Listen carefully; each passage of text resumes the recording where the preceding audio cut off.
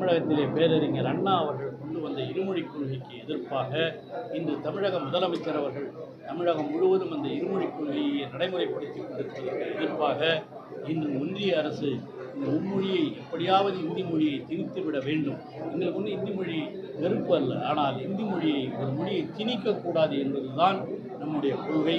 அந்த அடிப்படையிலே தான் நாங்கள் இந்த இந்தி மொழி திணிப்பதை எதிர்க்கிறோம். அது ரயில்வே நிலையமாக இருந்தாலும் எந்த இடமாக இருந்தாலும் கல்வி நிலையங்களிலேயும் அவர்கள் திணிக்க முற்படுகிறார்கள். அதையெல்லாம் கண்டிப்பாக தமிழக முதலமைச்சர் தளபதி அவர்கள் தடுத்து நிறுத்துவார்கள். தமிழகத்திலே அவையெல்லாம் நுழைய விடமாட்டோம். தமிழ் தமிழ் தமிழ்தான் இந்த தமிழகத்தினுடைய முழு மூச்சாக இருக்கும் என்பதிலே எந்த வேறுபட்ட கருத்தும் இல்லை. அதை திராவிட முன்னேற்றக் கழகம் தமிழக முதலமைச்சர் தளபதியினுடைய தலைமையிலே நிறைவேற்றுகிறது என்பதுதான். அதான் எல்லாம் உங்களுக்கே தெரியுது. அப்படியாவது அவங்க பேச விட்டால் அவங்க தண்டவாளம்லாம் தண்டவாளம் எடுக்கிறதுக்காக அதற்காக அவர்கள் யாரையும் பேச விடுவதற்கு மறுக்கிறார்கள்.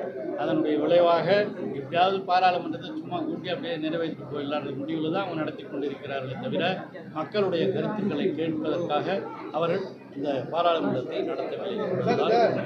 துணைவேந்தர் வந்து மாநில அரசு நியமிக்கிறாங்க நிறுத்தி வச்சது உச்சநீதிமன்றம் வந்து தடை விதிச்சிருக்காங்க. அதான் உங்களுக்கு தெரியுமா, முதல்ல நான் உயர்கல்வித்துறை அமைச்சர் என்று சட்டமன்றத்திலேயே அது அறிவிக்கப்பட்ட ஒன்றுதான்.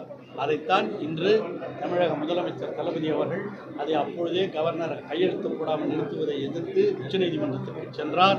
இது தமிழக முதலமைச்சர் அவர்களுக்கு கிடைத்திருக்கிற மிகப்பெரிய வெற்றி, தமிழகத்தினுடைய கல்வித்துறைக்கு கிடைத்திருக்கிற மிகப்பெரிய வெற்றி.